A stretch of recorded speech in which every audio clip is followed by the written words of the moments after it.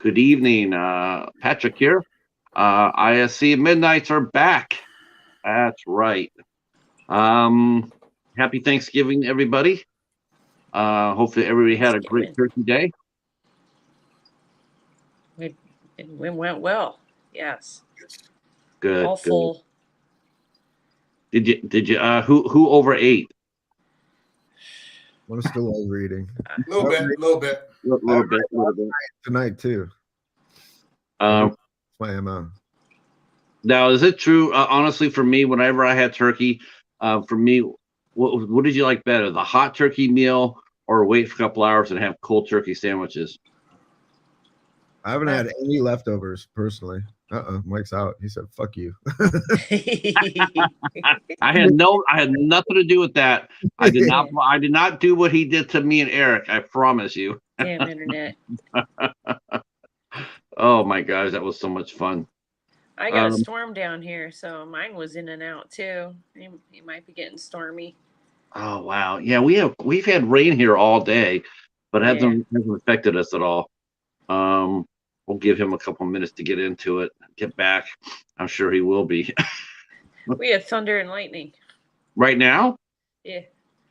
Nice, We nice. just put up our Christmas lights just That's in probably time good. for That's the probably storm. good. It's like, what the heck? And there he is. Sorry about that, everybody. Text Nefu. Oh, okay. Yeah, I just said it was not me. I did not do what you did to me, Eric. I'm totally innocent. That's okay. That's okay. Yeah. It's an IFC stream, so I expect anything. It's all right. It's all right. That's right. That's right. It could be the Mazik is coming inside and messing with our stream. That's exactly. Well, the difference is that you don't feel guilty about kicking me out of an IFC stream. Yes, I do. Oh my gosh, I totally do. I would never do that. Nope. We are glad you are here. A likely story. No, I'm glad to be here. All right. I had a good Thanksgiving. If I'm late to that particular conversation. I picked this movie out. I've had it on my ISCs for a while, and I've been getting more and more curious about it. So, when it came time for me to pick, like I said, I always feel the pressure to pick a good movie because you don't want to let the panel down. It's like look what I got. I picked a good movie. It's a little bit pressure filled, to tell you the truth. And so, hello, Katie. So when I picked this out, the only thing I knew about it was the director Keith Thomas had he had gotten the director's job for the Firestarter remake, and the only thing I knew about it at all until I watched it, and so I you know what? So I put it on there, and I gotta say, he has some skills. This is a very, very good movie. And this is his first feature length. This is his debut. So first impressions, and we'll start with you, Ben, then Mary, then Mike. I liked it. For me, if a movie has good atmosphere, that's enough for me. And I thought it had a really good atmosphere. It's an interesting story. It's PG-13, but there was some creepy. Yes. And the sound design really added a lot to the creepiness. A lot of sort of driving dissonant music. That was great. What's up, Honda by Horror? Yeah, I like the creepy feel to it right off the bat, right in the beginning. It's like, oh, what's that? Something's coming out of the woods. It's spooky. It's true because I've always said that PG-13 horror is like it's gotta be the hardest thing to do because it's PG-13. Like what can you really get away with? But the Vigil really sat there and said, you don't think that PG-13 could be scary? Hold my beer, because this movie was creepy. What did you think, Mike? You and I were talking about it a little bit earlier. I thought it was okay. I thought it was interesting. There were some interesting things going on in there. I like that they sort of turned a very everyday thing, which happens, I guess to all of us, and just some people to an enormous extent, like in this movie, where their past sort of defeats them. There were heavy themes about guilt and shame, and just people not being able to move on, and that these events in your past that could be years past still leave you a broken person. And I thought that they sort of added a little supernatural on top of that, but that was interesting. It reminded me a little bit of Paul Schrader's Dominion, that Exorcist prequel that he made before they made that, like, Exorcist the Beginning, which was about a Holocaust event, or people that had been involved in the Holocaust who are now living years later, but were still carrying a lot of guilt and shame, and that the Pazuzu character was kind of using guilt to sort of trap you that way.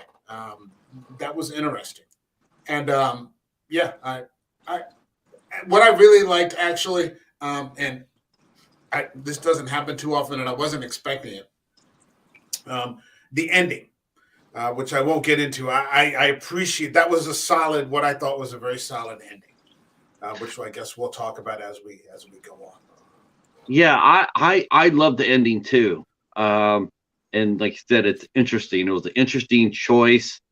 And it's one of those things where it's like, I think for a change, you look at the ending and you go like, and you think that you see what you think is going to happen, and you go there and go like, if I was you, buddy, I would turn around and go the other way, because there's no more winners here for you. You have you misstepped. And I think maybe that's the reason why this movie really resonated with me, because there's a lot of familiar themes in here for me. I mean, I understood it. It's like a Dark song. It sort of spoke to me, not on the same level, but it did speak to me about a lot of the themes. And, I could relate to this movie very, very much in a lot of ways. And it's a very good story. I can understand it. Of course, what happened to them was a little different, but still horrendous. I mean, I can't even imagine for what happened to both the main characters, two of the main characters. I can't even imagine that kind of pain and that kind of guilt. Yeah, I have you ever seen a film like this this is set in the Orthodox Jewish community in New York. Have you ever seen a horror movie based in this setting? I really can't. I can remember, but I can't either. Not in that I setting. can't think of one. I've seen horror movies based on Jewish folklore. Wasn't the Babadook one? No. But it had similar themes to this one. But okay. It was not based in Jewish folklore. I recall an X-Files episode like this, where I think it was a golem that was brought to life to avenge an Orthodox Jewish man who had been the victim of a hate crime. He had been murdered, and I think his wife, in her revenge, right. that sort of thing. And then again, like I said, with Paul Schrader's Dominion, where Stellan Skarsgård is forced to select 10 Jewish people to be killed by the Gestapo, or the Gestapo is going to murder the entire town. He's Father Marin. He's playing a young Father Marin. So some similar sort of Holocaust kind of issues and trauma, that are still unresolved. So that's about as close as I can think. Yeah, it's funny you mentioned that too, because that's basically how this movie opens up. This movie does open up with we see a flashback. The camps. The camp of the forest, and we see a young boy is being forced to kill, and I'm sure it was his sister. I'm sure it was a relative, and he was being forced to kill her against his will. I thought it was his mom for some reason. Me He thought it too. was his mom. I thought it was either his mom or his sister, and I thought it was like his first wife. So I guess we all put our and that's the great thing about some things about movies that don't explain everything. Yeah. You know, it leaves it up to your interpretation. So, we see a mom or a sister or, a first wife or something like that. Yeah. but what a way to introduce the movie. It's like we see that, and you just you're taken right into there, and you see that tragedy happen. And it's just like, and then we're brought up to the modern world. What did you think of the first scene? I mean, it was just like, was this a little bit out? It was straight out of the box. I mean, it was just something that you didn't, there's no basically introduction, like, here's our characters, here's what's going to happen. It was like, okay, we're going to open up and show you exactly, what has led, what's going to be leading us down this trail. I thought it was a good way to introduce the movie. Yeah, I mean, if you were to read something like Viktor Frankl, people who survived the Holocaust, those sorts of books, they basically say that everybody that survived at some point, in order to survive, had thrown someone else under the bus. That's kind of the way it worked, and that the absolute best people were the people who didn't make it. They were the ones who either wouldn't compromise or something like that. So, yeah, I mean, it's rough. Mm-hmm. First impressions, Mary and Ben, the first scene.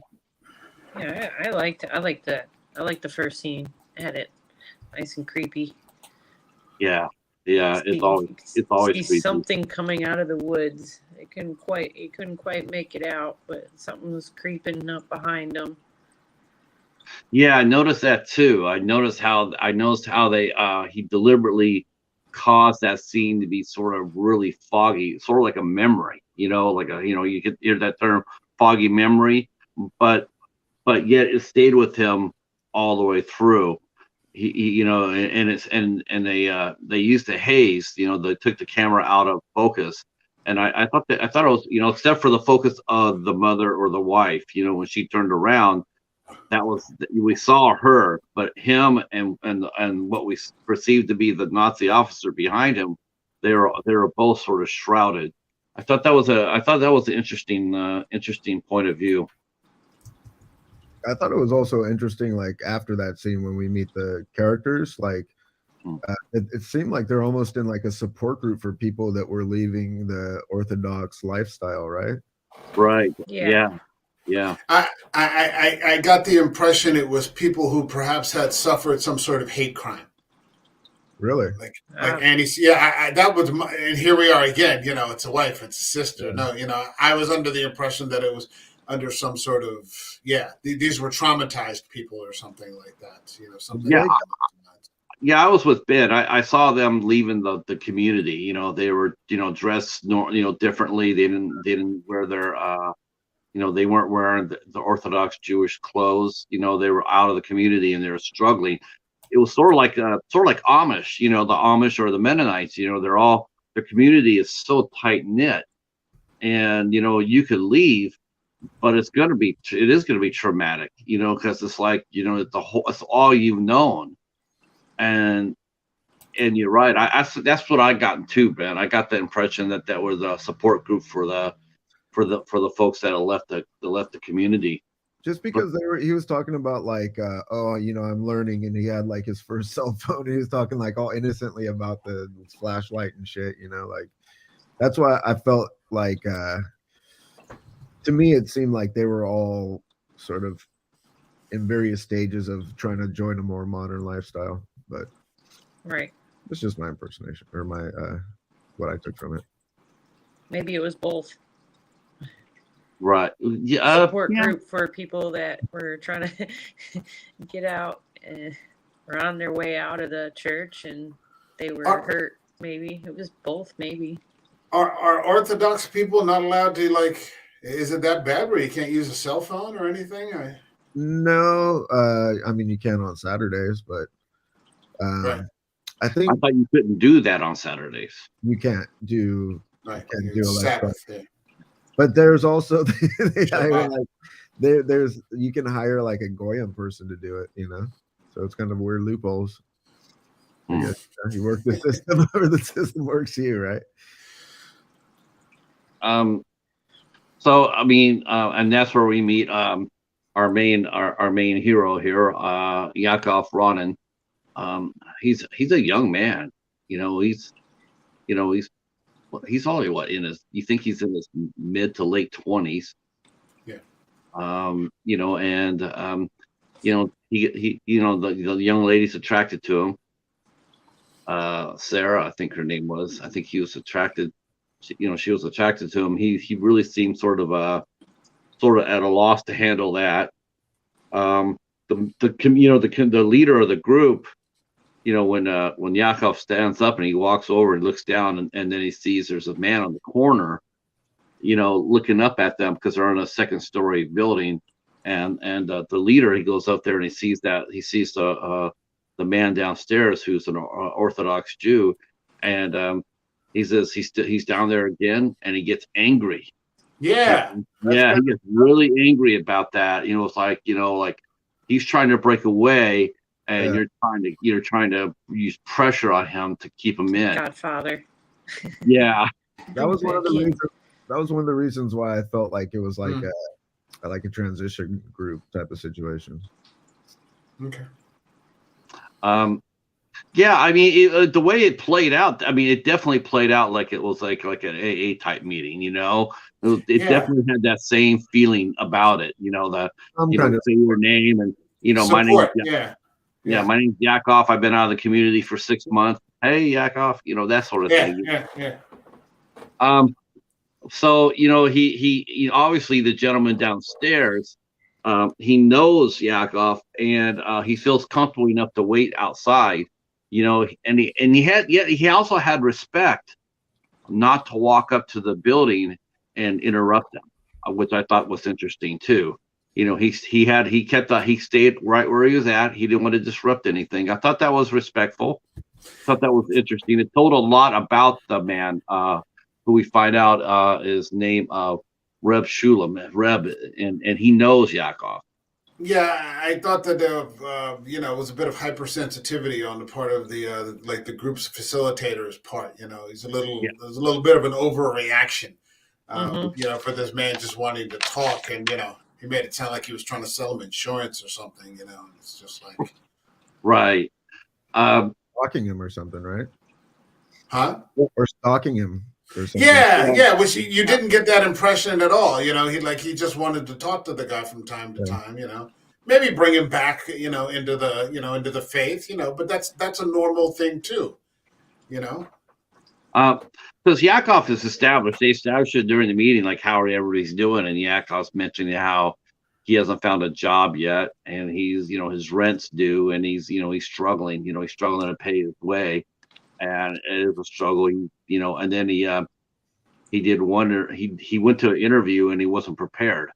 You know, they wanted his resume, and he was like writing on the back of a paper. So we see that he's disorganized, and you know he's unsettled because, you know, I don't, you know, and you know, I don't know about you, but as soon as you see him, you know, there's something at him other than him leaving his community, because he didn't have any qualms about that. You know, he also says he has to choose between meals and his meds, right? So Yeah. Right. right off the bat, you're like, oh, okay, this guy needs meds, and he's maybe not taking his meds properly. So Yeah. sets a stage for us as an audience wondering what's going to be real and what's hallucination and whatnot. Mm-hmm. Yeah, because you definitely get the impression that you know, he's definitely on the meds. Something traumatic has happened, but we have no idea what. Because you know, he's not outgoing. He's very reserved and very withdrawn. You know, when Sarah talks to him, he's not really comfortable, you know, really all that much around her. You know, he's a little bit he's shy around her. So they go downstairs, you know, and I'm going to go. Yakov mentions he's going to go down and talk to Reb because he knows him, and he goes down there to talk to him, and he's sitting on the corner, and he goes down there, and then the other gentleman walks down there too, and he's like you said, he was like, hey, leave him alone, don't mess with him, he was very protective of Yakov.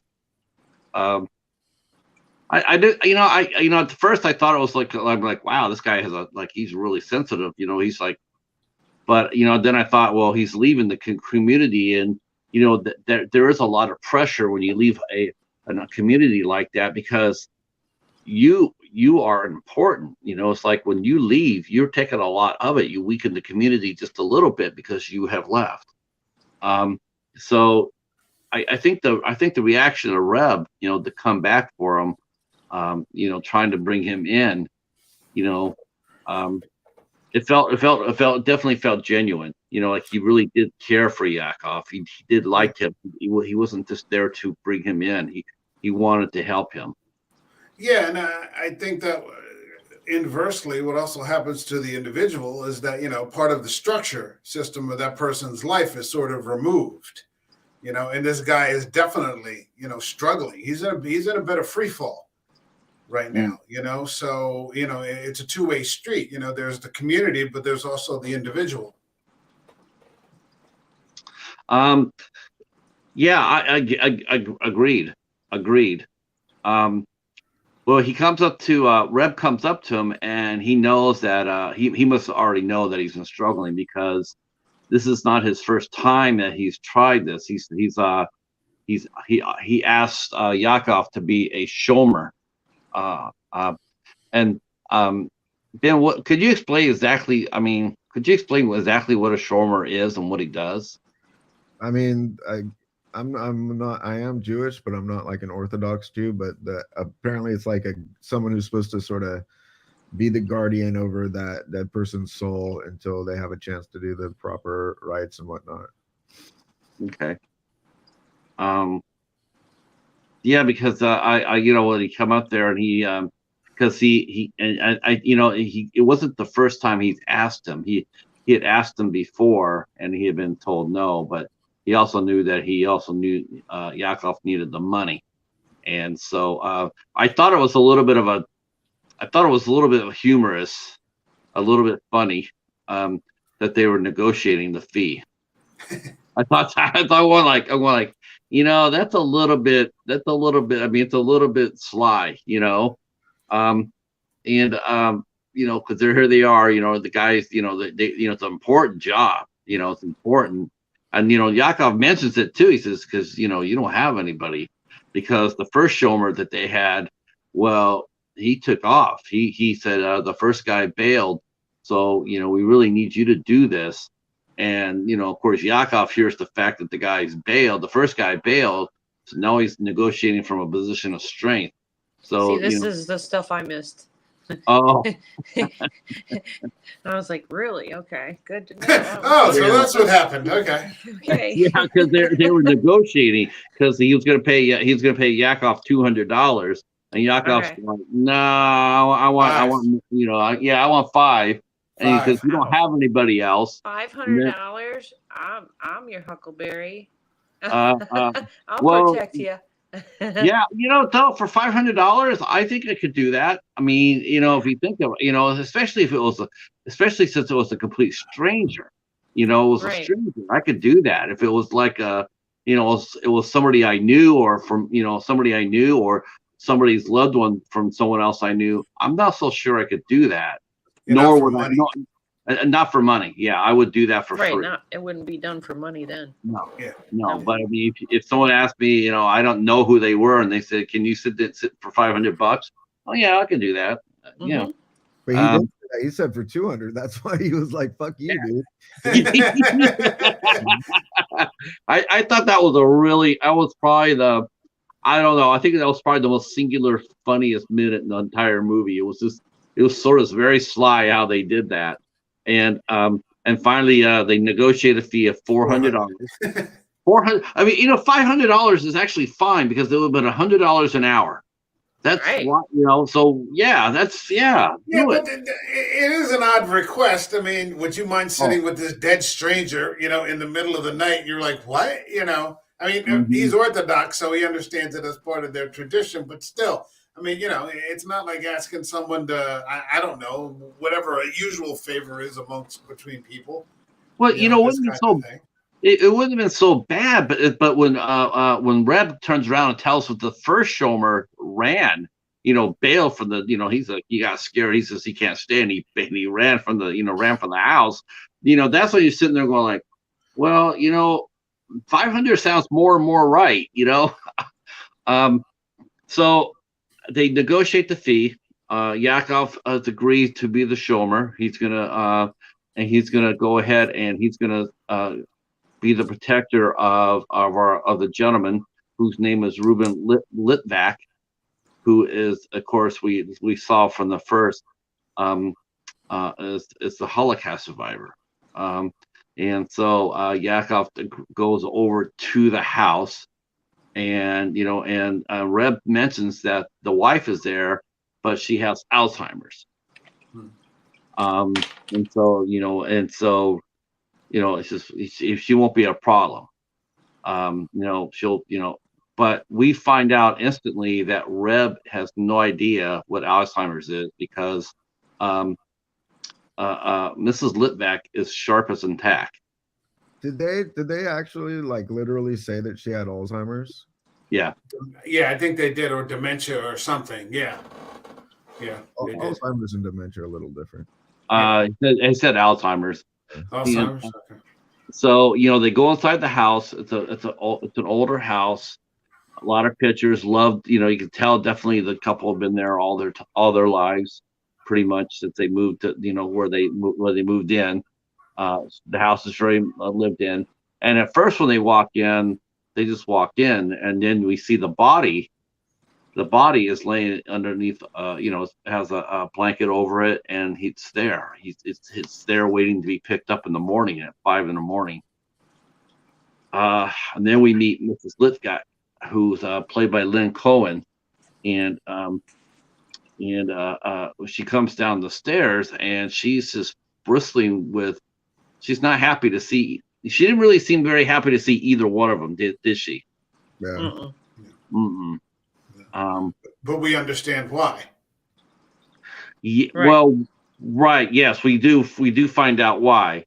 When she came down there, and the first thing you thought of was like, does she have dementia?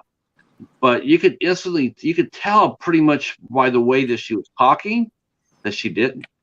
Yeah. Because he knew exactly what she was telling. She's telling him, no, he can't stay here. He can't stay here. He's wrong. He's wrong. He's all wrong for this. And it's not the rantings of Alzheimer's. It was felt actually very protective. Like I don't want you here. I don't want you here, but I don't want you here because I'm trying to look out for you. But of course, they have no idea what that means. Plus, the first Shomer left, which I'm sure that probably left her really angry and shaken about, because it's like, her husband's laying there unprotected, and of course she wants to have the Shomer there, but she's also very concerned. Lynn Cohen, it took me a minute to recognize her. Because I didn't recognize her it was like in the back of my head. I was trying to go like, where have I seen her before? Where have I seen her before? She was a veteran character actress who passed away in 2020. But I remember her. I remembered her. And when I looked at her credits, she played Mags in Hunger Games, Catching Fire. Okay. She was acting opposite of Jeffrey Wright. I didn't recognize her at all. You didn't recognize her. I recognized her. I'm going like, where have I seen her before? And I'm going like, there's no way, I didn't see her as being that old. I thought, they put some makeup on her or whatnot, but she was her age, and but she was very good, very good. So she's telling she's telling Reb and Yakov that he's wrong, but and she wants him to leave, but then she goes now this is the part I didn't understand. Did she not go upstairs, or did she go on the ground floor? She went upstairs, I thought. Okay, she did go upstairs. That's what I thought too. I was trying to remember that, but she didn't tell them to leave. She just said, they're wrong. It's not, she shouldn't be here. He shouldn't be here. But she didn't like stand there and tell them to leave. Yeah. So what was your guys' impression of Mrs. Litvak? Sorry, go on, Larry. She's a little scary. You don't want to mess with her, that's for sure. Yeah. She had dementia. I mean, she's tough. Yeah. I didn't feel. Sorry, go on. Sorry. She's worried about her husband. I think that might be why she's so hostile. She wants him protected. And maybe the first guy she chose, and he ran. So now this guy she didn't choose, and here he's sticking around. It's not good. Go ahead, honey. What do you think, Mike? I thought that she read Yakov instantly and saw that he wasn't up for what was about to happen. I think she, after years of living with her husband under those conditions, she instantly read that this was a broken person, and that this wasn't going to work, and it wasn't going to work for Yakov, and it wasn't going to work for her husband, and I think she was more trying to protect Yakov than anything else. I don't think she had much faith that anyone was going to be able to break this cycle that was going on with her husband. But at least, one more person wasn't going to, have to suffer it. And I think she was trying to give him the boot for that reason. I definitely feel like she knew, like you said, you're right. As soon as she saw him, she knew already. And I think that was because she knew what happened to him, which we'll get to in a couple of minutes here. But she, because it's a tight-knit community, so what befalls one person would get around the community very quickly. And I do believe that she had already known what happened to Yakov, why he was in the condition he was in. Yeah. And I do think that's the reason why she was like, no, he's all wrong. He's not, he can't stay here. Yeah, because, maybe another person that had gone through that wouldn't have gone to the extent, or bottomed out the way Yakov would have, and so, all the things that, he's done and, that he's going through, kind of come off as a bad sign, casting off your faith or whatever, and, struggling the way that he is. So, yeah, I can see why she would read that. So, Reb goes ahead and tells Yakov they'll be there at 5 o'clock, and then he leaves the house, and and then he goes in, and Yakov goes ahead, and he's he's already done this before. That's one thing we found out too, that one of the reasons why that Reb had went to him was that he had an experience as Shomer before, but of course that had been a while ago. So he knew what he had to do for the gentleman, and so he settles in. Mrs. Litvak goes upstairs, and Yakov, he goes ahead and he sits down, and he's got to wait for 5 hours. It would be a little discerning, a little distressing to sit there and stare at a body for 5 hours. So I definitely think that he, I don't think he really, that's got to be something hard. That is something a little hard. I mean, yeah, you're getting paid for it and everything, but once you're actually in the room doing it, I think it does play on your mind a little bit. So anyway, so Ronan is the Shomer. Yakov is the Shomer, and so Reb leaves, and it wasn't very long. It wasn't very long. What is really interesting was it's like as soon as Reb left and Mrs. Litbeck went upstairs, and he just barely had enough time for his ass to get warm in the chair when all of a sudden he starts hearing noises in the house. Well, can I say something real quick? What I thought was interesting was that immediately upon, like, doing this sort of sacred thing, he starts playing with his phone. Like, he's listening to music and he's like he's texting somebody or that girl or something. I'm like, should you really be doing this? Like, I could see it if he had like broken out a book or something like this, but he immediately goes with the headphones. He's just kind of there, kind of, sort of. Yeah, you're right. I mean, it sort of showed that he had been, it was a little bit more. He was a little bit more from his community, I think, than he realized. By that, he'd fallen into habits like that, and that you're right. He would, and he did talk to Sarah, or Sarah talked to him, and he did have presence enough to sit there and say, "I shouldn't be on my phone." Yeah. So he did feel the weight of responsibility. But you're right. He did sort of he wasn't very traditional, was he?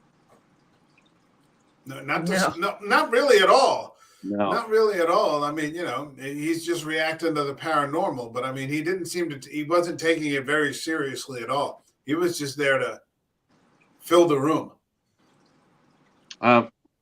I mean, I know you said you didn't, you're not practicing, Ben, but I mean, have you ever talked to anybody who's ever done a Shomer? Have you ever talked to anybody, or have your parents mentioned anything like that? No, because we were how it works? We were like Reformed Jews, and they were Orthodox, so there's like a whole different, It's a fascinating thing. It's a fascinating, what they did. It was very interesting. I've never heard anything like it, and so I was really, that was part of the movie's catch for me, was like it's seeing a different slice that we never seen before. I've never seen anything like this before in a movie.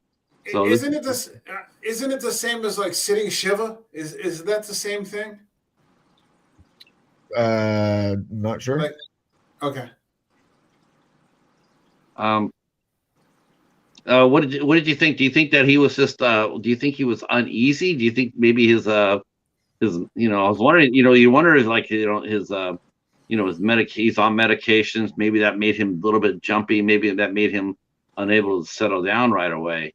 I don't know. It's just like he for someone who already had done something like this before, you're right. His behavior was a little bit different than what you expected. But he's super hyper. He's definitely sensitive though to every noise, because as soon as it's like almost like as soon as the door shuts and Reb leaves, the terror begins. For him. And he hears the floor creaking, and it's not just centralized. It's completely above him. It's at the same time. It's like, it's not like walking steps. It was like the whole damn room upstairs. It's like tons of people are up there all at once, and that's why I think he reacted the way he did. Like he's looking up there, going like, "What the hell?" Because there was a lot of activity up there. And then when he sees the little shadowy figure, that was a little bit, unsettling too. With his head all, he's got his head backwards. Right. I didn't see him do the. I didn't. Maybe I didn't see him turn that. his head. His head went. Yeah, I didn't see that in that scene. I saw it later.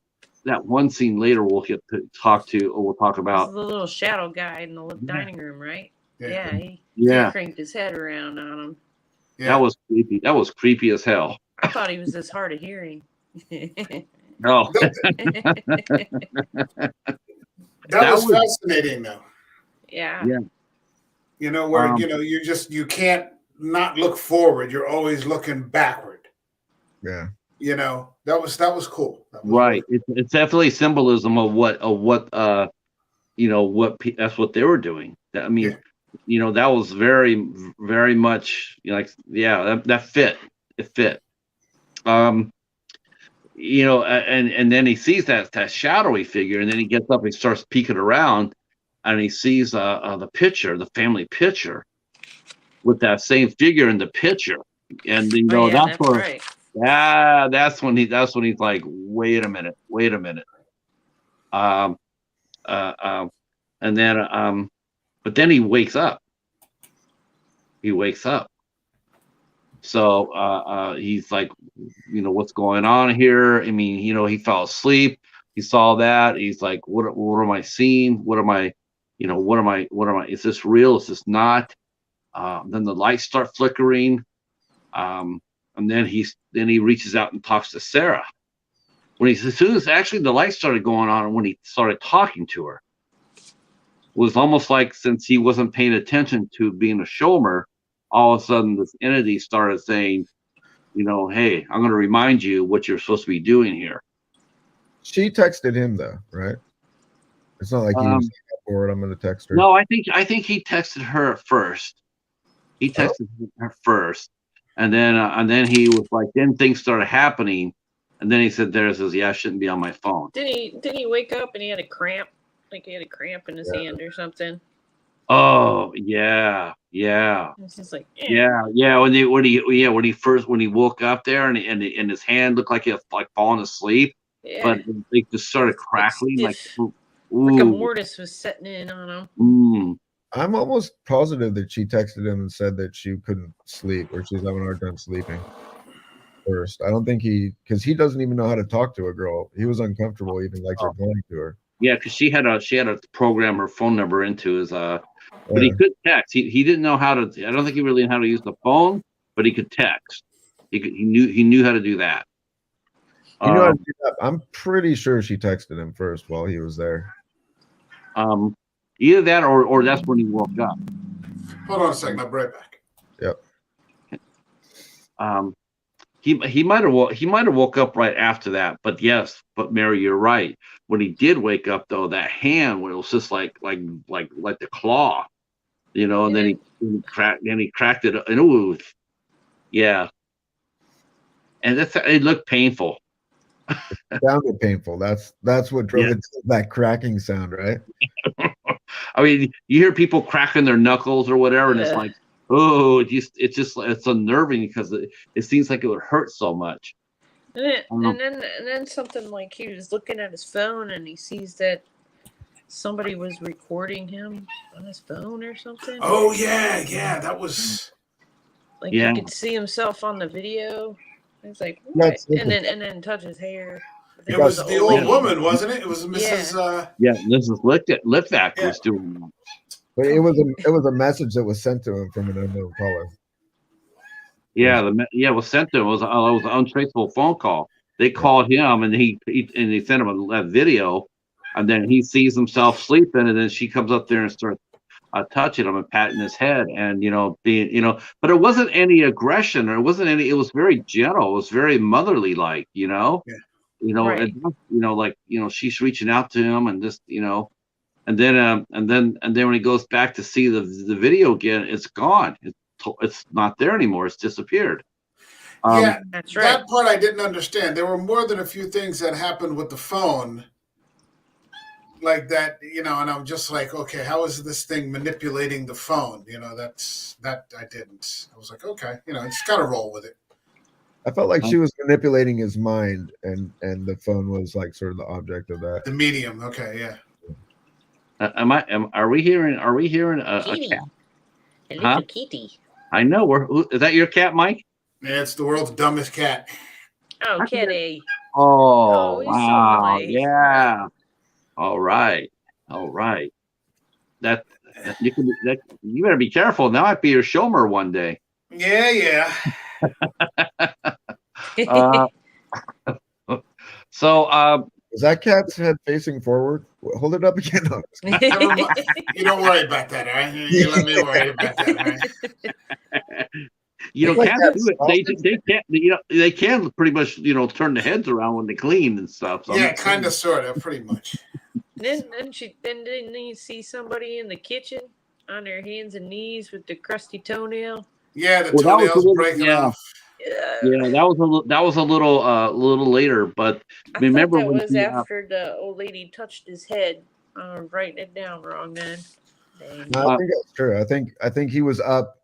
He got up and he was like saw the phone, and then after that message he saw in the kitchen, and then he looked back at his phone and it had been deleted. Right, the message. the message had deleted. Yeah. Mm-hmm. So and then Mrs. Litvak comes back down.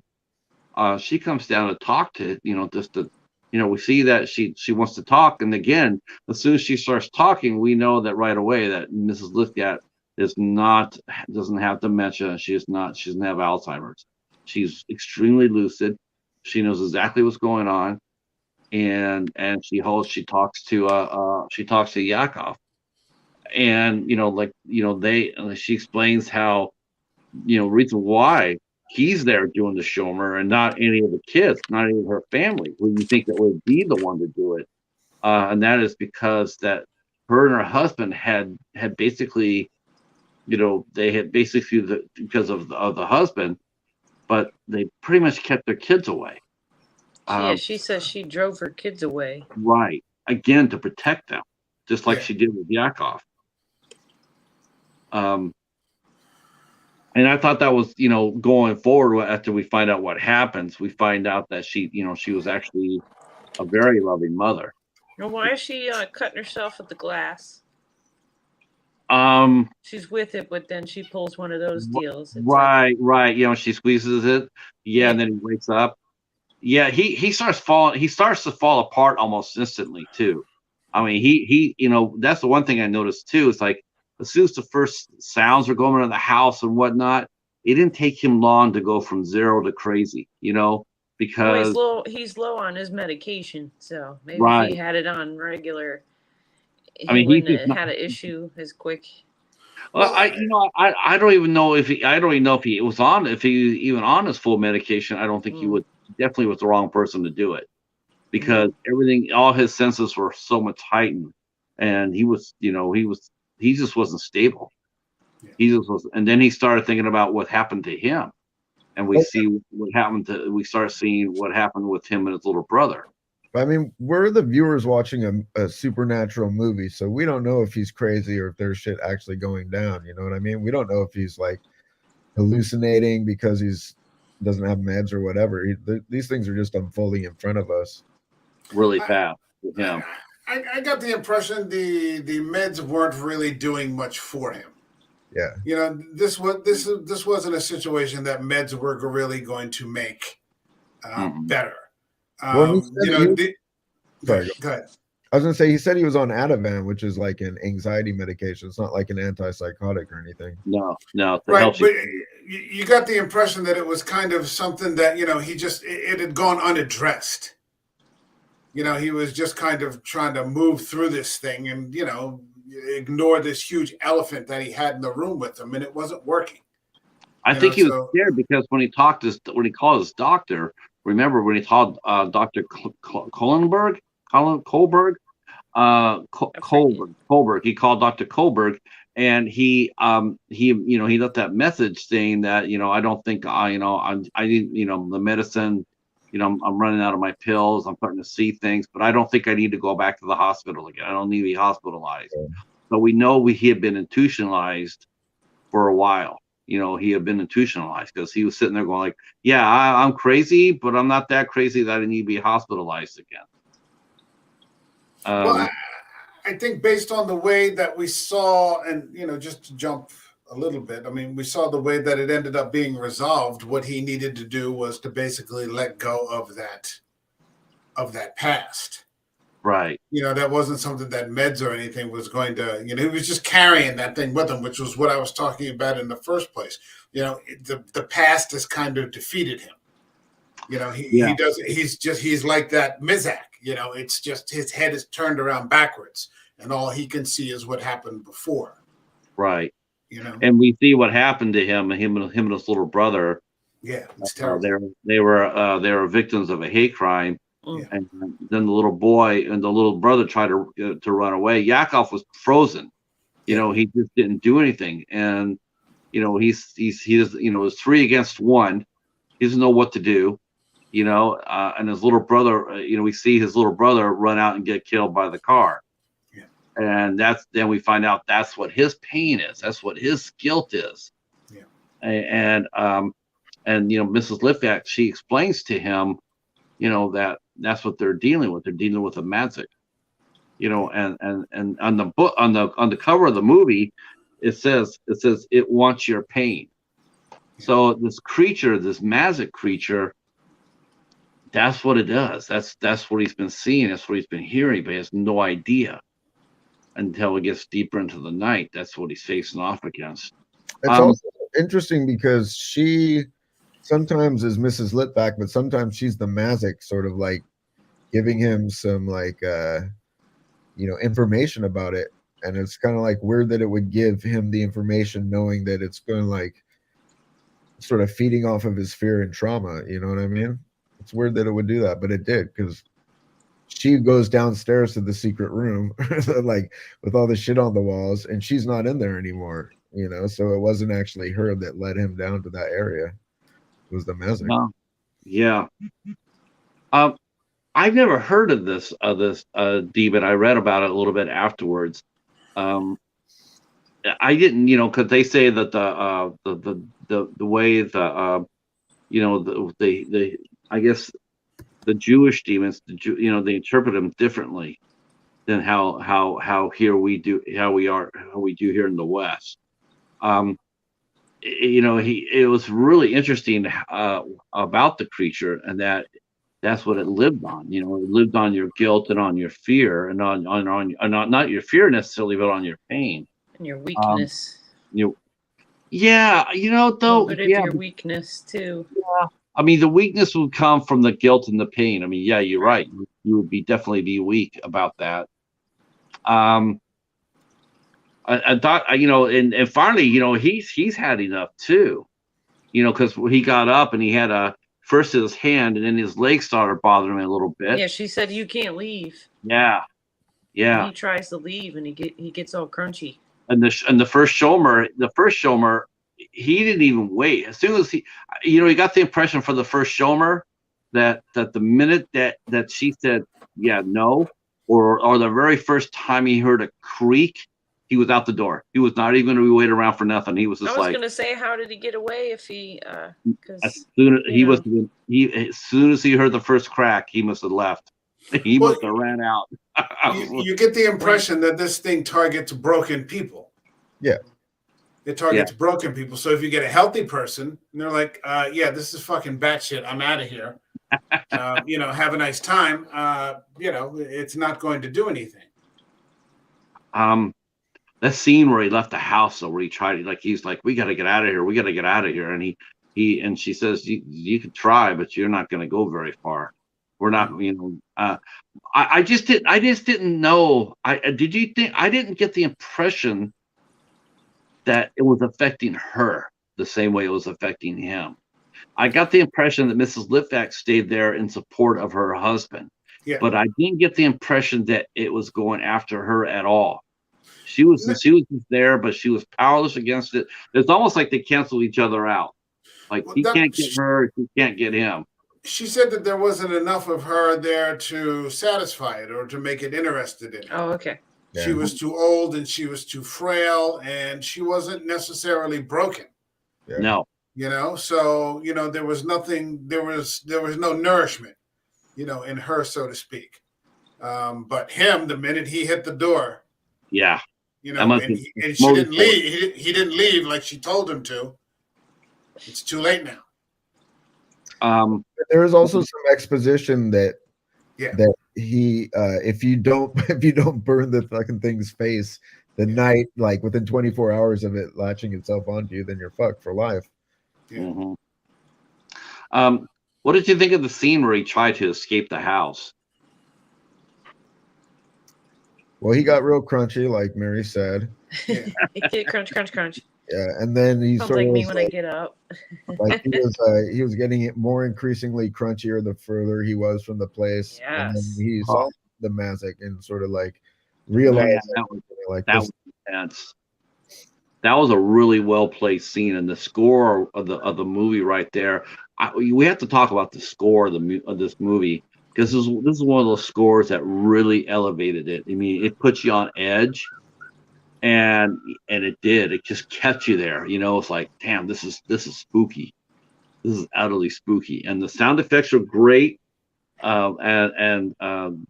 Dave Davis, who played Yakov, I mean, his whole facial. I mean, you felt what he felt. I mean, he looked very painful. Um, he got about a block and a half away from the house before he looked like a damn pretzel by the end.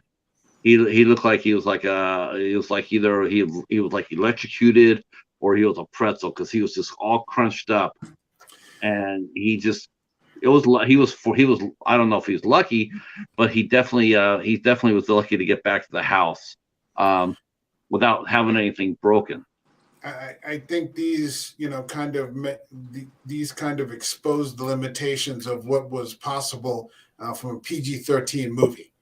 I think in an R-rated movie, we would have seen something, much more substantive. Yeah, And it was okay. I thought that part was okay. I didn't really, do much. I couldn't figure out what was happening to him. Are his bones being broken? Is he being like contorted with arthritis? Some sort of like rheumatoid. I didn't understand it. So, I mean, I understood that at some point, he was obviously in pain and, he was going to have to double back, and I sort of understood that when he left. You're like, yeah. okay, let's see how far he gets, before he has to turn around. But I didn't really understand what that was about. There were a few plot holes like that in there, and just things that went unexplained. I, I thought You just kind of took them with you, and it was okay.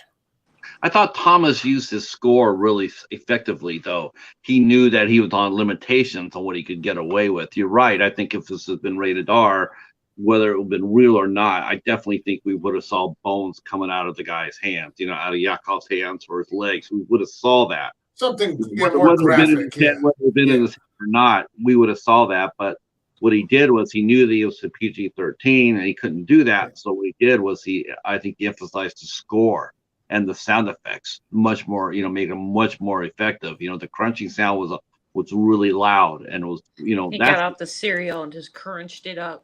yeah. Rice Krispies. Crunch, crunch, crunch. I was thinking Captain Crunch. Yeah.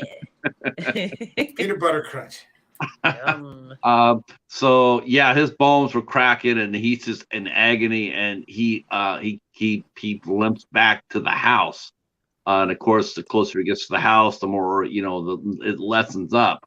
And she had warned him, and so he gets back to the house, and then because he's confronted by the demon, so he goes to the house, and then he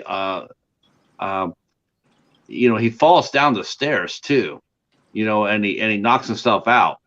Doesn't he see that he sees that thing or something? He Right. sees the creature. He's the creature, and he falls back. Shit, and he fell down. And then we finally see what happens to him.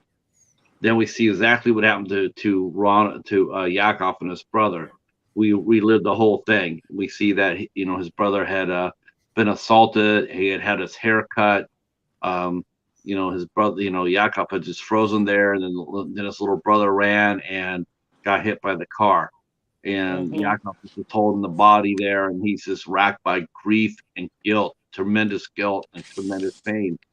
So we see that's what the masoch is feeding off of. Yeah. So we enter the last third of the film.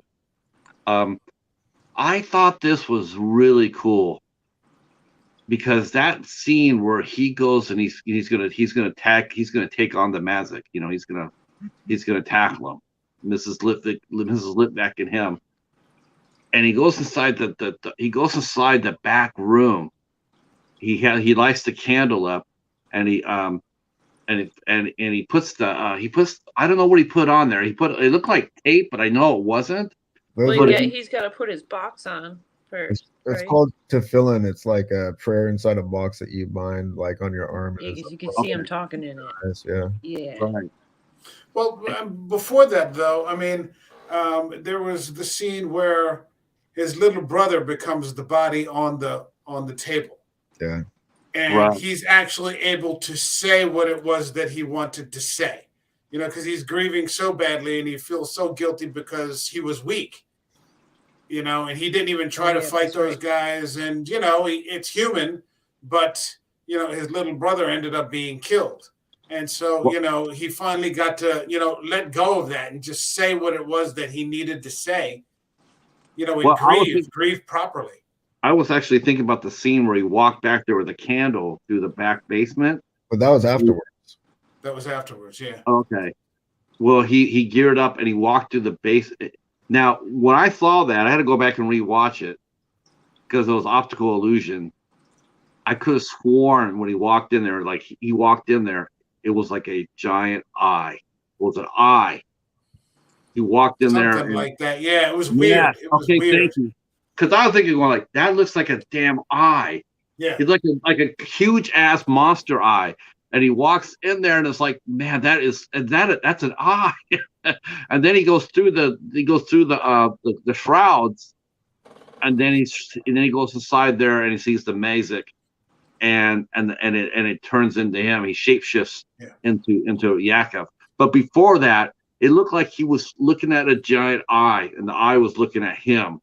Yeah, it was definitely weird. You weren't sure what you were seeing, and it was hazy, and the walls were like veiled, and like something was behind the walls. It was bizarre. Yeah, super awesome set design. I mean, that was a great piece right there, because you didn't know what you're seeing. I mean, you had to go back and like, what is that? Is that because it was so unsettling to see that. It's like, what is that? Is that is it like, how big is this creature? And then it turned out to be that it's just him. It's just amazing facing off against him. Yeah, and that's oh, go ahead, Ben. I'm sorry. I was gonna say, just to jump back real quick to what Mike was saying about him talking to his brother and whatnot. Like, I sort of felt like all of the hallucinations were being driven by the Mazik, and then like, to me, it was weird that he would give him that kind of closure, like to me, it seemed like he was trying to like scare him with the bloody eyes leaking through the sheet and everything. Right. But what it ended up doing was sort of providing him with closure. Yeah, it did. Exactly. And that's when he went ahead and he got the prayer box out, and he put the hat on, and he got he put the prayer. What was that called? Was it like a prayer bind, or was it like? I didn't know what he put on. It looked like he put on like a leather strap, like protection or something like that. It's tefillin. It's a box with a prayer in it, and the leather strap that you bind to your arm and on your forehead. So it is a protection, yeah. Well, it's like it's a religious artifact. But it's not necessarily intended for protection. Per se. It looked cool. It looked like it looked like he was ready to go in there and fight. Right. Yeah. It looked like he was strapping his arm down and getting ready to go in there and take care of it out. He got in there and he saw the Mazik, and he torched it. You're supposed to kill it before the certain time, and he did. He put it on fire, and and it's supposed to banish it. Well, and that's what I liked. In the end, the Mazik was him. Yeah. The Mazik was him. Right. It was his own guilt that he refused, because, your head's constantly turned around backwards. Well, he's actually, looking right at it this time. And it says you have to burn its backward face. Right. The opposite side of its face that it shows you. And in the end, what he saw was himself. And he torched it. He said, you know what, yeah. And then he came back out of that after he did that, and then he walked over to Mr. Livak's body, Yeah. And then he also was able to see what happened to him. He was able to see what happened to him, what caused him to have a lifetime of pain and suffering. And then he knelt by the body and he did the ritual, and he fought the Mazik right there. That was extremely moving. Here he is, he got himself out of it, and then he went to the gentleman, and he says, you got to let him go too. You can't hold on to anybody. You could have added a few more points along the way, because it seemed like there were some gaps where suddenly he went from, being scared out of his mind to suddenly, like in the next moment, then suddenly he's ready to go.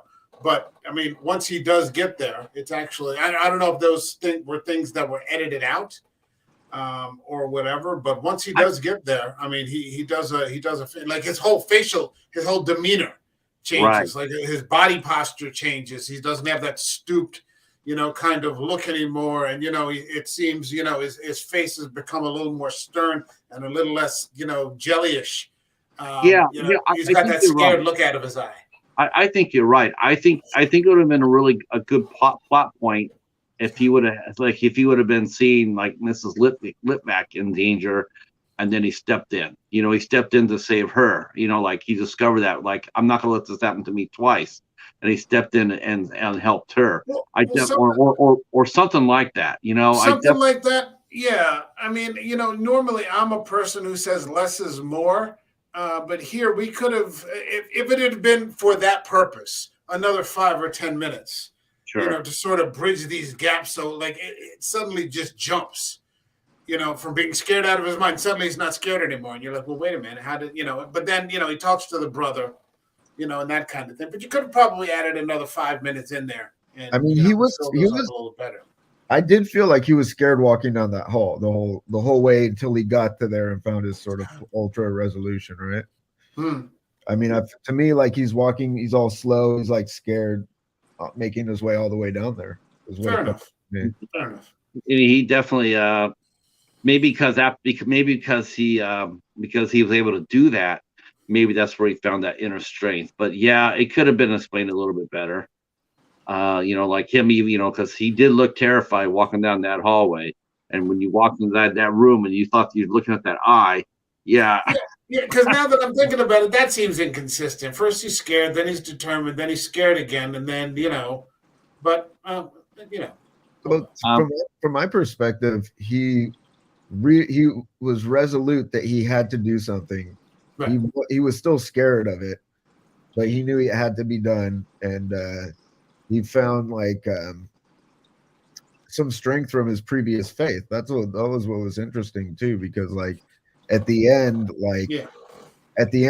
the dude's like, let's go to morning prayers, and he's like, fuck you, not today, dude. But like, but he had really, like, part of his whole resolution was due to that faith that he sort of embraced there. It was interesting too that he picked it up. That was something that he was getting away from. The prayer box and all the aspects and all the trappings of the Orthodox community. Yet when he had to, he was able to put it back on. And, it did show that he, even though he had taken those steps, in his core, he still kept those values.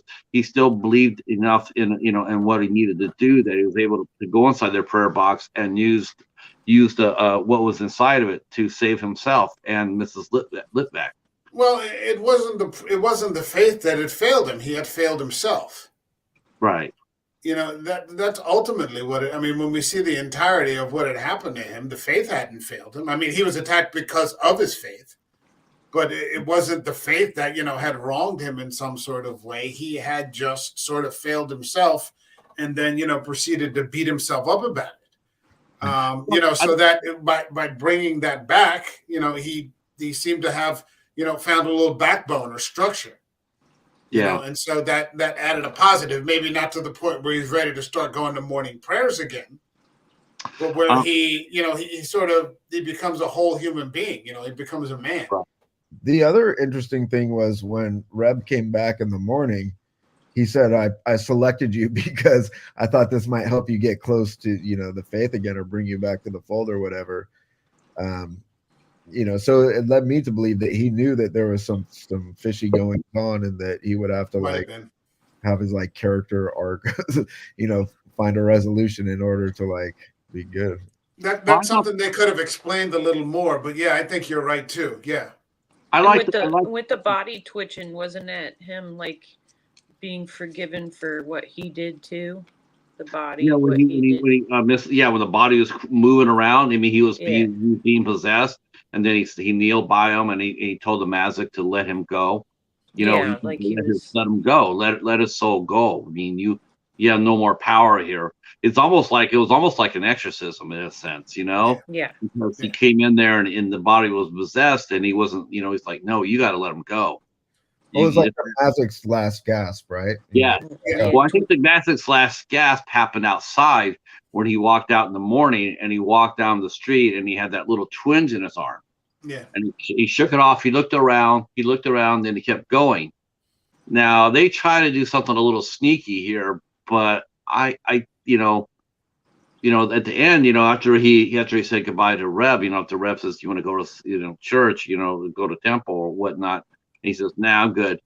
And then he starts walking out, and he doesn't feel anything until he feels that arm. Yeah. And but you know what though?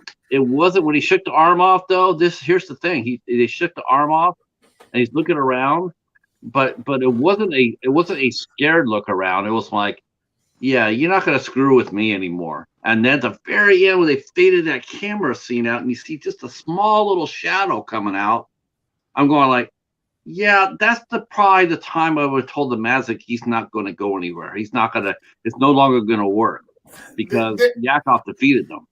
They really didn't have to do that. And I was hoping at the end of the movie that they didn't have a twist. I would have just preferred if he had just, walked out of there and, hey, things are okay again. And, I can, get back to living. I felt that, though. That's exactly how I felt. Like, okay, they show us a tiny little figure. I think it would have been more impactful. It would have been more impactful if it had been like in yellow, like his brother was wearing the yellow outfit, the raincoat or whatnot. It might have been more effective. But the way they faded out the camera, and you're really not sure what you're seeing. But I do know one thing: when I watched this movie, at the end of the movie, was the Mazik was defeated. He had defeated him, and he was not going to be haunted anymore. I didn't see the shadow. I didn't see this little shadow at the end. Oh, just very. I mean, you faded off into the fuzz, and then you see just way come down the stairs. It comes in, and you can't really see what it is, but it comes out of the house and it turns, and it looks like one step toward following him. It's all faded out, fuzzy, but at the same time, you're going like, no, like that twinge in the arm. That was like the last gasp. That was like the last hurrah before the Mazik was defeated. His brother was wearing a costume, right? Didn't he have like a hard hat and like a painted on goatee thing? Yeah, he had some sort of raincoat or something like that. Beard and a mustache and a construction hat. Yeah, hard hat. The building. Halloween, maybe it was Halloween. Might have been. I mean, Orthodox Jews don't really celebrate Halloween. Yeah, I thought, costume. I thought it was a weird thing to put in there and just not explain it all. A little costume party, maybe. I don't know. Oh, excuse me. Sorry. They were costumes during Purim. So that's how for me, that's how the movie ended. It ended with him overcoming his overcoming what had happened. I think when he went down, if we had any doubt of it, it was when he kneeled next to Mr. Lavik and Litvik, and he prayed for him, and he chased him out of his body. I mean, you don't have that kind of power and still get haunted and still get chased. That's not gonna work anymore. And that's how I felt. I'm with you, Mike. I don't think they needed to end it like that. That little, they didn't make it obvious, and you really do have to look really hard to see that. But I don't think you needed to see it. I think you told a great story, one of redemption, one of really what it is, a story of redemption, and restoring your own sense of self. I love this movie, quite honestly. I thought I had a lot of powerful themes to it. Um, I didn't know what to expect going into it, but I thought the movie was excellently acted, very well directed. For a PG-13 movie, yeah, it kept me on edge a few times, which is extremely rare to do for a PG-13 movie. I think the music was more than the movie. Like the music was scarier. I Yes. think than yeah. That's a sign of a good director, though. It was good. The music was good. Yeah, that's a sign of a good director. When you can take your music and you can make that into part of the movie to elevate it.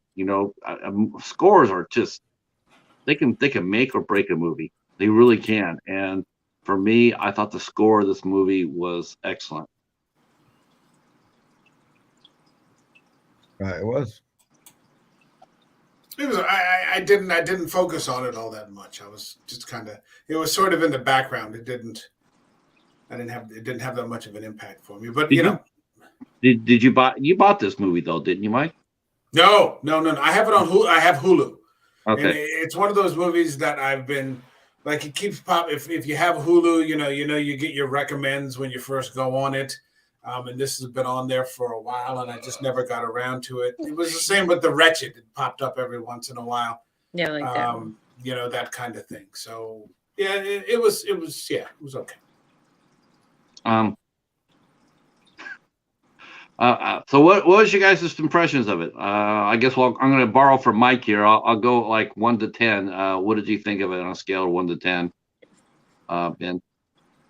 Me, I thought I like movies with good atmosphere, and I felt like the first 2 acts had good atmosphere, and interesting lore and a good score to sort of help add to the atmosphere. I thought, but also like at some point, it became very clear to me that the his character resolution was going to happen, and that's what was going to defeat the thing. You know what I mean? Like. So it didn't leave me guessing at all. Like I didn't have the same amount of tension I would have had if I didn't know that he was going to get, all resolved and whatnot. Yeah. But I still liked it. I thought it was good. On a scale of 1 to 10, I would say 6.5 to 7, maybe 7. It's pretty good. I think it was I thought it was a good movie. It didn't blow my mind, but I liked it. Right. That's what I thought. I thought about a 5, right in the middle. I did like the music and the acting was good. It's just I don't know. It just wasn't. That's a PG-13, like you said. It's hard to get too bad, too creepy. I would have probably liked a little more if I understood Yiddish. Oh well, you got the you needed. Yeah, you didn't have any captions. Yeah, I was like, oh, man. You definitely need to see it with captions. It does. You have to watch it with captions to get to get the sense of the movie. I didn't know that was his brother, and I didn't know there was one beforehand. Oh, poor Mary. She's like, what the hell's going on here? Why is this guy got a Why do they always pick these damn movies? Hat? Why is he cutting his hair? What the hell's going on? There's some dude with these long fingers and what? Next time we'll pick a foreign movie and we can all watch it in subtitles. Oh no! When I go to stream them, I don't get the subtitles. They'll be all French. I would say that if you saw it with the captions, it might bump it up a point or 2 for you. It probably would. Yeah, it probably would. It's like a 6.5, probably. Like, oh. Yeah, that's one of those rare movies where you really do need the subtitles to understand it a little bit better. That and that new movie Innocence, that's got subtitles. That's so good. Is it? I haven't seen it yet. That's so fucking good. Holy shit. It's on good. Shudder? You're talking about the one on Shudder with the kids and the Super Bowl? Yeah. I haven't watched it yet. No, I've heard it's very good though. Oh man. It's like how Brightburn was like over the top. It's not. This is just character driven stories, and it's so understated. It's so fucking good. That's a movie. That's a fucking movie. How about you, Mike? What did you? You probably would give this about a 5 or 6, right? I was on Letterboxd and I gave it 3 out of 5. So okay. I'll stay consistent with it. I'd say somewhere between a 5 and a 6, but I'll go for a 6. Probably honestly, I'd probably go, if it was 1 to 10, I'd say 5, but I said 3 to 5, so I'll say 6 here. I like the lore, like Ben was saying. And I like this idea that they sort of supernaturalized, if that's a word, something that's very everyday. People who let their pasts defeat them. But like everybody else was saying, there were no real surprises. You saw everything coming. There was one little scare where it went backwards up the stairs.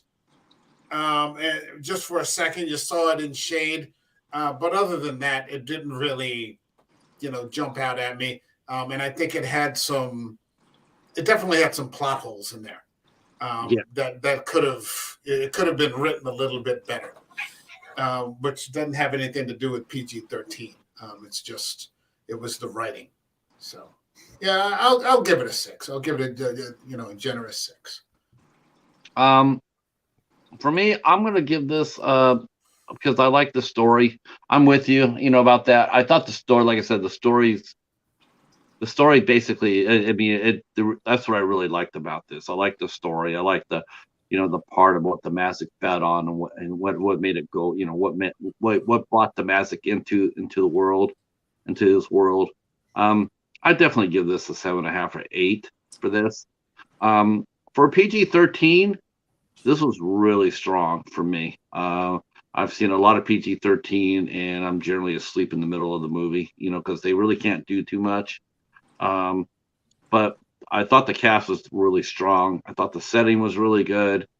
I thought, I definitely think that I definitely like the ending of the movie. He didn't cheapen it. He basically let his guy walk out. And too many times filmmakers feel like they have to put that twist on it. They don't, and he didn't. And they're hoping to make a Vigil 2. Oh, yeah, right. Yeah. Every independent horror film. Oh my gosh, I hate that. And he's like, look, it took you freaking forever to raise your money for this first movie. Why are you going to try to put there and say, yeah, we're going to do a sequel, when your chances are extremely high that you're never going to get a sequel? So why put the tease in there? Just end your damn story. The tease is just a trope at this point. It's just a box that people check out. It's not even like it's ridiculous. This is the. Go ahead. I'm sorry. It's just a really cheap effect. They see it all the time for creature features or whatnot. They'll defeat whatever creature there is. At the very end, you'll see an egg crack open, and there's another monster there. Where it's like, you're never going to make another movie with this here. So why leave it with such a cheesy ending? Just end the story. Because this is the era of production-driven content. It's not up to the writer anymore, and in many cases, it's not even up to the director. It's up to the production company and the people that are holding the purse strings. And if they say, well, we'll make your movie, but you're going to add that one thing in there, 9 out of 10, 99, 95 out of 100 people are going to say, okay, you can add that one thing in there. And you can see, by and large, what that's produced these days in terms of, Hollywood, where everything's a trope and everything's a sequel and everything's part, whatever. But I mean, the production companies are holding sway nowadays. So. Yeah. I didn't see the shadow. I saw him get a little oh, is there something there? Nah, I'm good. So it didn't even feel like a tease though. It just felt like he was sort of acknowledging that he had defeated the shit out of that thing. I'll say this: the best that's popping into my head. Well, there's 2 of them actually. PG-13. This might be R though. One of them might be PG-13 horror movies that I can recall. Shyamalan's The Village. I love that movie. Now it's apples and oranges because you're talking about like one of the co-stars is Sigourney Weaver. She's like one of the supporting people in that. But you've just got this tremendous fucking non-gory sort of thing. And I remember the first time I saw it, and you saw those creatures like in the red robes. You're like, what the fuck is that? Honestly, me and my buddy Farm, we went and saw that movie. We figured it out before the movie even started. We, Oh, we God. figured we sat there and figured it out before. We were just talking about it, and we're like, yeah, this is what's going to happen. And sure shit enough, as soon as we saw Bryce Dallas Howard, we started laughing because we going like, yep, we know what's going to happen. I Exactly. like Bryce Dallas Howard. Huh? I like Bryce Dallas. I do Not too. my favorite person, but As soon as you saw her, you knew exactly what was going to happen. And sure what do you shit, mean? yeah, it was, yeah. But I don't. But it was all right. It was interesting watching the people all around us react to it. It was like, okay, because we weren't really into the movie that much. I mean, we figured it I out. thought it was But great. we were watching the crowd, and the crowd was fun to watch. Hey Waffles. Hey Echo. God. Yeah. Oh wow, you guys. Wow, nice crowd. Thank you guys for coming out tonight. So that's the Vigil. Now we get to talk to Mary because Mary is picking out our IFC movie for December. It was tough. It was a hard one. Try to figure out. That's right. It's because there's so many great IFC movies to pick from. Unlike other studios where you get one or two, and the rest of them are just all overhyped. But that's all we'll say about that. Talking about Warner Brothers or something? Yeah. Yeah, that's right, Ben. That's right. That's what I was talking about.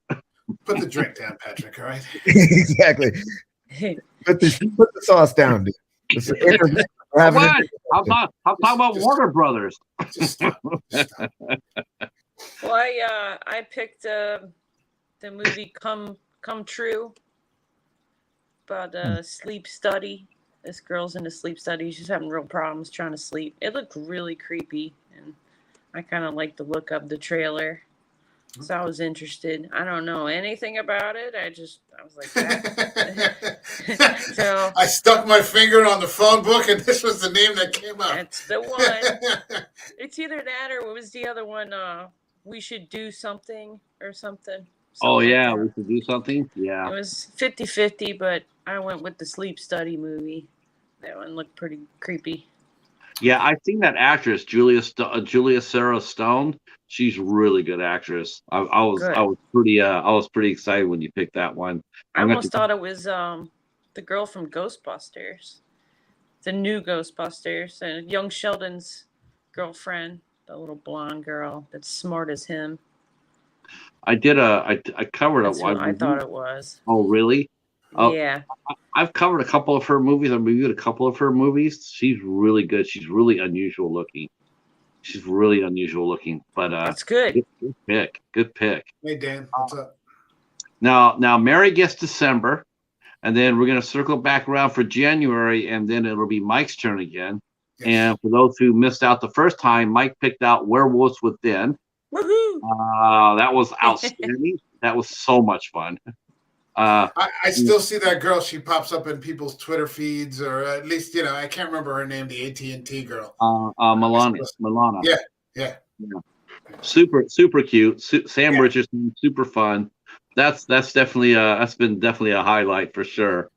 I think I've got January's all selected, but we'll wait till we get through December. You never know. You might see something else you want to pick. It's entirely possible, but I'm pretty sure I know what I'm going with. There are over 1,000 IFC films that you can pick from, sir. Yes, you're welcome. And then David will be picking up February, and then Ben will be returning with March. And Ben always picks some fascinating movies too. I think Ben's sort of like me. I think he sits there and he looks at him and go like, "Yeah, I got something for you guys," and then he releases it. Who picked The Nightingale? That was me. Okay. Yeah. Gotcha. Yeah. All right. Yeah. All right. I was C for Me. C for Me with Mary. I still got to get. I got to see if that's been released yet because I still haven't seen it. So wait, which? God, I'm sorry, Mary. It was a good one. I like that one. Yeah, I got to see if that's been released. All of the movies that we have watched on the IFC MidKnights, they are in a playlist. I'm not sure if you guys have playlists on your channels or not, but I have playlists on every film that we've done on the IFC show. It's a playlist on my channel. You guys are more than welcome to go over it, and that includes The Human Centipede's on there. The Wind. Welcome to Willits. A lot of great movies so far on the list. We haven't had a bad one yet. And we're not going to ever review Pie Wacket. Not breaking the Pie Wacket. Oh my God! Don't get me going. I might select Pie Wacket just to spite you, dude. Dude, Why? Pie Wacket is so not. It's so. You know what? It's not a bad movie, Ben. I didn't mind it. It's so frustrating because it's such a really well acted movie, and I really like Laurie Holden tremendously. But that movie just is so frustrating for me because it doesn't show anything. But are you saying that A24 is not the only production company that puts out stuff that's not always stellar? Oh no, I have never said the IFC has every movie they put out is perfect. They're not. Remember, I also said the worst movie I've ever reviewed on my the one movie I reviewed that I hated the most. It was an IFC Midnight film. It was called #Horror. That movie is horrible. I would watch Hereditary over that movie any day, all day. I mean, that's how bad it is. I'd watch Hereditary over many movies. Yeah. Well, I'm saying that's the one, like that was just frustrating. I mean, it was just a horribly made movie. Go ahead. I was going to say, speaking of A24, I had just done the first watch along, my very first watch along the other day, and Patrick was in the chat, and it was frustrating because I didn't understand this before I watched it. I covered A24's Lamb. And what I didn't understand about the watch along was that it's a foreign film. So it's very difficult for other people to follow along if they can't see the screen and they can't understand the audio. But that was a fucking amazing fucking movie. Yeah, I'm really interested in that movie. I have hoped that the library would release that. I've been waiting. I found copies on eBay. I just rediscovered eBay. That's going to be a fucking problem for me. I like that movie. So it means, eBay, you could be in trouble. Yeah, I just ordered that. I ordered You Won't Be Alone off eBay. I forget, it's like Canadian. I found the Canadian version. Ben, you were saying something about? Oh, I liked Lamb, but I felt like the ending was a little lackluster. So I thought the first two acts were much better than that third little resolution. Well, I mean, I remember when it did resolve, and I don't want to get into it because Patrick was like, I was like, what the fuck? And just that fucking, I was like, what the fuck just happened? I remember I'm like, wait, somebody, how the fuck did that happen? The guy's laying on the ground, and then you're like, holy shit, that was okay for me. That's some of the better folk horror I've seen in a long time, man. And now I'm getting ready for this You Won't Be Alone, so that should be showing up soon too. Let's see. It says here that Hop says that we should get IFC nice T-shirts and headbands. I don't know about the headbands, so we should get T-shirts. That would be cool, or at least coffee mugs. That'd be fun. Yeah, that'd be cool. Coffee mugs. That would be. I'd be down with that. Yeah. I was telling Mike he was watching Lamb and going like, there's an IFC Midnight film I got called the Other Lamb. And it's about that. Did you see that? The channel. I was wondering. I didn't watch the preview for it though. It's about it's a religious cult movie. So, but it looks really good. It looks really good. I saw the preview of it. It looks creepy, which is always good. A cult movie they're always fun. Well, I tell you what, I'll give everybody, I'm going to let everybody go ahead and tell us what's going on in your channel, and then we'll get out of here. So, Ben, what do you got coming up on your channel? I got a video coming to my channel before the end of the year. That's my New Year's resolution. Don't know what the pain in the ass. I've worked on this for 11 months so far, but I'm going to have something up before the end of the month. Can I make a request before the end of the year? Can I just make one request? Just you one. Can make all the requests you want, dude. Go for it. I would love on a Saturday night for you to take a picture of you and the crew having pizza. Everybody have a slice of pizza on a plate around the dinner table. That's not a video, dude. That's a picture. I know, but that's what I want. That's his I request. want that picture. I'll put that in the request file, and we'll take it. I'll put it in the circular. Yeah. How about you, Mary? What do you got coming up? No, just drawing. I got a new one I'm making. Oh, nice! I like that Oh, movie. there you go. Nice. Smile. Nice. I just got done watching that. It wasn't too bad. I did not know that was Kevin Bacon's daughter. Did you guys like Smile? Have you seen Smile? I haven't seen it yet. I think I liked it when it was called It Follows, but I mean, just no. Yeah, that's what I hear. I have to watch that one too now. It follows. No, I She's want a to see it. bitch. I want to see it. I don't remember It Follows. I watched it and it didn't. Yeah, I guess it didn't have any impact on me because I don't remember it, and I just You saw. didn't follow it. No, I and can't- Shudder just had the new 101 scariest movie moments, and that was like a top-rated movie. And I'm like, no. I know I saw this, and I'm like, I don't fucking remember it. I love I it. don't know how that can happen. There must have been years ago you saw it because I watched you watch Lamb, and you were a total fanboy. Let me tell you, you want to see a fun watch. You want to see a fun watch along? Watch Mike. That's hilarious. He's so into it. He was like, Well, "What the problem is that you can't, especially with a foreign film, like you have to catch everything. Yeah, You know, you have to see, and Lamb has very little dialogue in it. It's a very sparse script. There's very little talking because there's only really two people in the whole movie. Yeah, and that from time to time. I don't even classify it really as folk horror. I mean, it was. I liked the first two acts. It wasn't really horror. I didn't think. It almost wasn't until the end, and then because you're like, well, how the fuck is this going to resolve itself? Because it was almost like watching Stuart Little. And then I was like, what the fuck is going on? And then all of a sudden it wasn't. Stuart Little. It wasn't. And I remember Agoraphobe was in the chat, and he's like, don't worry, you're gonna get there. And it did. And yeah, like before I got off the chat, I think before I got out of the screen, I had ended up ordering a copy, or like right after I had gotten out. So I was like, okay. Well, I can tell you right now, you won't be doing that with Pie Wacket. That's for damn sure. I'm not going to be watching Pie Wacket. Hell no, we're not. We're not doing that. No one's picking Pie Wacket. Oh, I'm already telling folks I already. actually have that movie. No, Man, you might be in here by yourself. no, we're not. We're not those doing. Fuckers wouldn't show up for my movie. Fuck those guys, man. Yeah, we're not doing Pie Wacket, and we're not doing hashtag horror. I mean, Bunch no, of fuckers. no. Oh my gosh, everyone would kill us. I haven't seen either of those, but I know how you feel about Hereditary, and that's a masterpiece. So who knows?